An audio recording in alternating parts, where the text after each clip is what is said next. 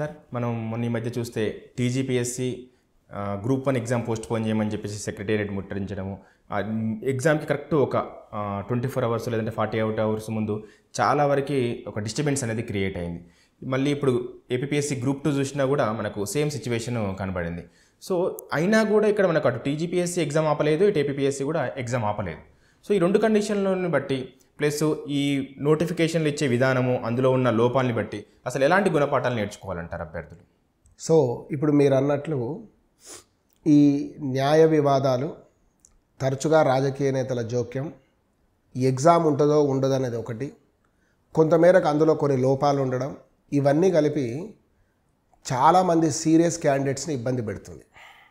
అంటే అడిగే ప్రశ్నించే ప్రతి ఒక్కడు నాన్ సీరియస్ అని కాదు, నిజంగా అక్కడ ఎంతో కొంత ఏదో ఒక ప్రాబ్లం ఉన్నప్పుడే ప్రశ్నించేటోళ్ళు ప్రశ్నిస్తున్నారు.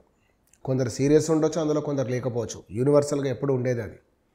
రాస్తున్న వాళ్ళు అంటే కొందరు ఇవన్నీ పట్టించుకోకుండా మొండిగా ప్రిపేర్ అయ్యే వాళ్ళు ఒకరు ఉంటారు. సో వాళ్ళ కేటగిరీ వేరు. కానీ వాస్తవంగా ఎగ్జామ్కి వెళ్ళే అభ్యర్థిని మాత్రం మానసికంగా, శారీరకంగా వాడు ఎటువంటి ఇబ్బంది లేకుండా ఎగ్జామ్కు వెళ్ళాలనేది చాలా మంచి పరిణామం. అది అట్లా ఉండాలి. కానీ మనం కనుక చూస్తే గడిచిన 48 గంటలు అంటే ఎగ్జామ్ జరగడానికి ముందు చూస్తే అసలు మినిట్ టు మినిట్ అనేక రకాల మలుపులు తిరిగాయి. అవి అసలు ఎగ్జామ్ ఉంటుందని జీఏడీ ఒకటి ఇచ్చారని, సీఎం గారి వాయిస్ అని చెప్పి ఒకటి సర్క్యులేట్ చేయడం, అసలు ఎగ్జామ్ ఉండదు, సీఎం చెప్తే కూడా ఎగ్జామ్ పెట్టారా, సీఎం చెప్పినా పెట్టారంటే అది కాన్స్టిట్యూషనల్ బాడీ, ఎవరికి వచ్చిన వర్షన్ వాళ్ళు చెప్తూ ఉన్నాం. కానీ ఇప్పటి నుంచి అయినా నోటిఫికేషన్లు ఇచ్చేటప్పుడు లోపభూయిష్టం లేకుండా చూసుకోవాల్సిన బాధ్యత ప్రభుత్వ యంత్రాంగంతో పాటు, అదేవిధంగా జ్యుడిషియరీ డిపార్ట్మెంట్తో పాటు పైగా వీళ్ళది కూడా చూడాలి. ఎవరిది? ఏపీఎస్సీ కూడా కొంత చూసుకొని పెట్టాలి. రెండవది వచ్చే వరకు ఒకసారి ఎగ్జామ్ అనే డేట్స్ డిక్లేర్ అయిన తర్వాత ఖచ్చితంగా జరిగేటట్లు ముందుకెళ్ళడం చాలా మంచిది. ఎందుకు అంటే ప్రతిసారి పోస్ట్ పోన్ అంటే ఇట్ ఈస్ ఎండ్లెస్. కొందరు కోపంగా అనిపిస్తుంది, అబ్బా ఇందులో లోపం, ఆ లోపం లేకుండా ఇస్తే ఈ పోస్ట్ పోన్మెంట్ గొడవ రాదు.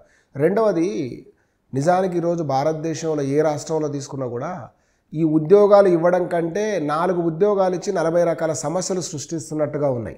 దాన్ని మామూలుగా చెప్పాలి అంటే ఏమంటారు, 2 బౌల్సో లేకపోతే 2 చాట్లలో తవుడు తీసుకెళ్ళి వీధిలో పోసి కుక్కల మధ్యలో గొడవ పెట్టినట్టుగా ఇచ్చేదే 40 పోస్టులు, అది ఇచ్చేది 40 నెలలకు ఒకసారి, మళ్ళీ దాని మీద 400 రకాల వివాదాలతో ఇవ్వడం కంటే ఇచ్చేది క్లారిటీగా ఇచ్చిన తర్వాత పిల్లలు సులభంగా రాసుకోవడానికి వీలవుతుంది, వాళ్ళకు ఒక ప్లాన్ అనేది ఉంటుంది.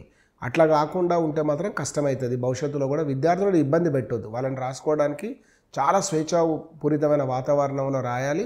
అదేవిధంగా మంచి క్యాండిడేట్స్ కూడా సెలెక్ట్ అయ్యే అవకాశం పెరుగుతూ వస్తుంది. ఇది